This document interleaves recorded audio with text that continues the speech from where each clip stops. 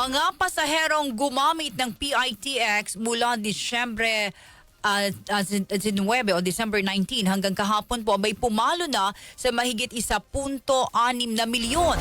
Detalye ng balitang yan mula kay Radyo Manchil Emprido. RMN Live Report! Radyo Manchil, pumalo na sa mahigit 1.6 million ang bilang ng mga mananakay na gumamit ng Parañaque Integrated Terminal Exchange o PITX. Ayon kay Jason Salvador, ang Head for Corporate Affairs ng PITX, ang pinakamalaking record nila ay naitala noong December 23, araw ng Martes, bago ang bigderas ng Pasko na pumalo sa 231,827, habang sinundan naman ito lamang Biyernes o kahapon ang mataas rin na record ng mga biyahero na umabot sa 214,014.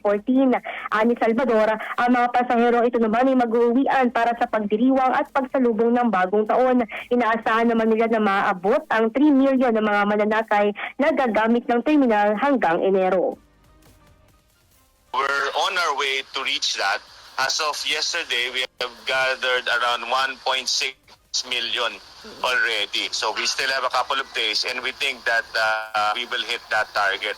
At any rate, we're seeing that a lot of people are still going to the provinces.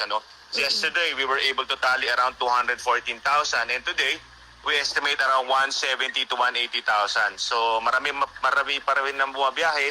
Kaya naman ito, abalang-abala pa rin tayo sa pag-aasikaso upang siguraduhin magiging ligtas, maayos at komportable ang biyahe ng ating mga kababayan.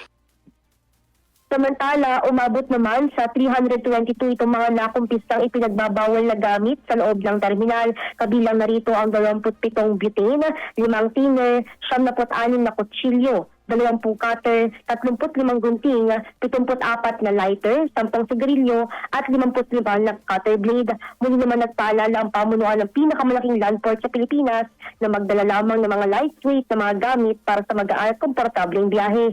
Una nang tiniyak ng terminal ang mahigpit na seguridad na ipinatutupad sa labas at loob nito para sa kaayusan at maayos sa pag-uwi ng mga mananakay. Kasama mo sa DZXL RMN Manila, Radyo Manchil Emprido, Katok RMN. RMN Network News!